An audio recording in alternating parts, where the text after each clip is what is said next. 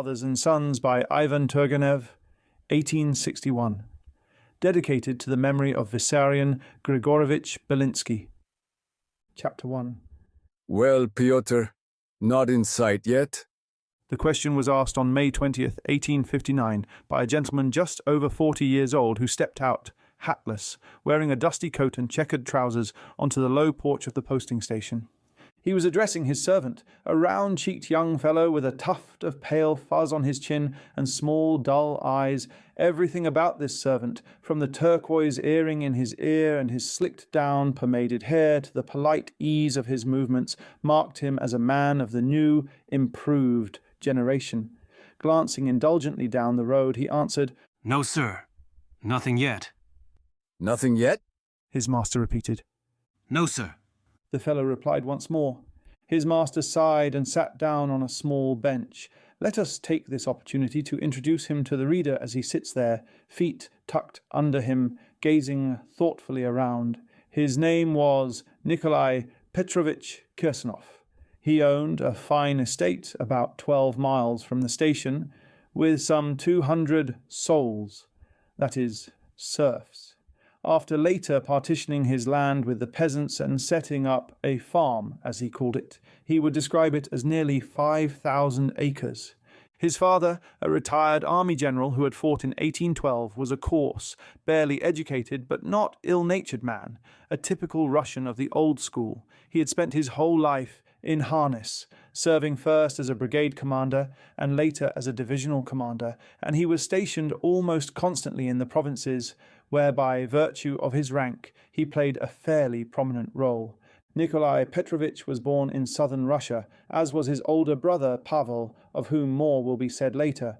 He was educated at home until he was 14, surrounded by cheap tutors and free and easy but obsequious adjutants, along with the usual retinue of regimental and staff officers. His mother, from the well-connected Kolyazin family, Agata before marriage, and later Agathoclea Kuzminishna Kirsanov, was one of those military wives who revel in all the duties and dignities of their husband's office.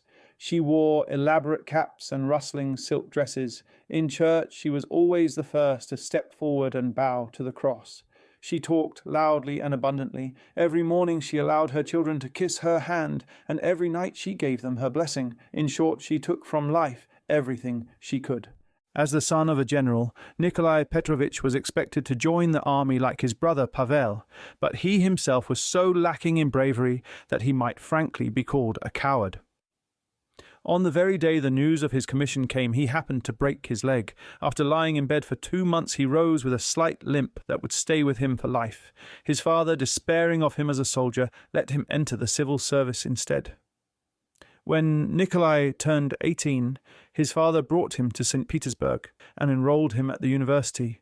Around the same time, his brother received his officer's commission in the Imperial Guards. The two young men took up residence together in a shared apartment, under the distant supervision of a relative on their mother's side, one Ilya Kolyazin, a high-ranking official. Their father returned to his regiment and his wife, and only rarely sent his sons long letters on large sheets of grey paper scrawled in a bold, clerkly hand.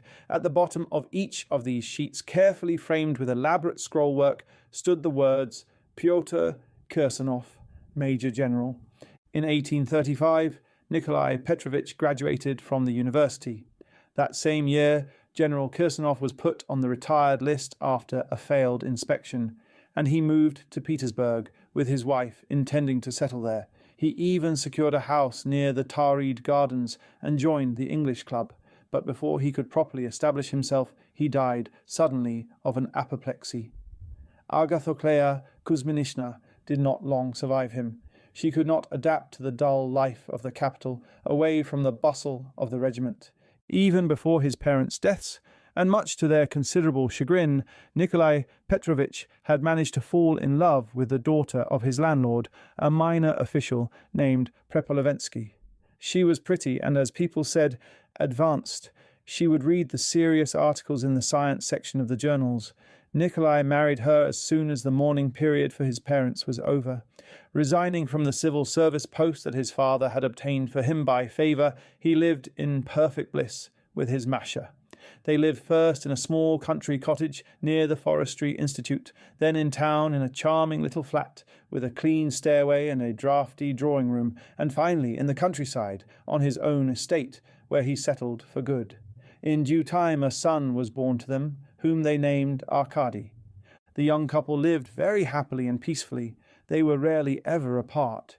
They read together, sang and played piano duets together. She tended her flowers and looked after the poultry yard, and he would occasionally go hunting or busy himself with estate affairs. Little Arkady grew up in the same atmosphere of love and tranquillity. 10 years slipped by like a dream. In 1847, Kirsanov's beloved wife died. This blow almost crushed him. Within a few weeks his hair had turned grey. He was preparing to go abroad, if possible, to divert his mind. But then 1848 arrived. Nikolai Petrovich returned unwillingly to the country, and after a prolonged period of inactivity, began to take an interest in new ways of managing his land and improving his estate. In 1855 he took his son to the university in St. Petersburg. He spent 3 winters there with Arkady, hardly going out at all and trying his best to befriend his son's young comrades. He had been unable to travel during the past winter, and so here we find him in May of 1859, already quite grey, a bit stout and slightly bent, waiting for his son who had just earned his degree, just as he himself had done 24 years earlier. Out of a sense of propriety, and perhaps not wishing to remain under his master's eye, the servant had moved off toward the gateway and was now smoking a pipe. Nikolai Petrovich bowed his head and began staring at the worn, crumbling steps at his feet. A large mottled hen strutted sedately toward him, planting its sturdy yellow legs firmly with each step. A mud-spattered cat, looking rather displeased, slunk along the railing and rubbed itself against it, casting a sour glance in his direction. The sun was scorching hot. From the dim interior of the station building drifted the warm smell of freshly baked rye bread.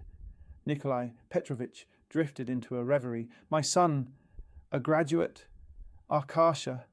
These thoughts kept circling through his mind. He tried to think of something else, but the same few thoughts returned again and again. He remembered his late wife and murmured sadly, She didn't live to see this. Just then a plump dark blue pigeon fluttered down into the road and hurried over to drink from a puddle beside the well. Almost at that same moment, Nikolai Petrovich's ears caught the sound of approaching wheels. It sounds like they're coming, sir. The servant called out from the gate. Nikolai Petrovich sprang up and fixed his eyes on the road. A carriage was approaching, drawn by 3 post horses abreast. In the carriage he glimpsed the blue band of a student's cap and the familiar outline of a beloved face. Arkasha! Arkasha! Kirsanov shouted, waving his arms as he ran forward. An instant later his lips were pressed to the dust-covered, sunburnt cheek of his beardless young son, the newly minted graduate.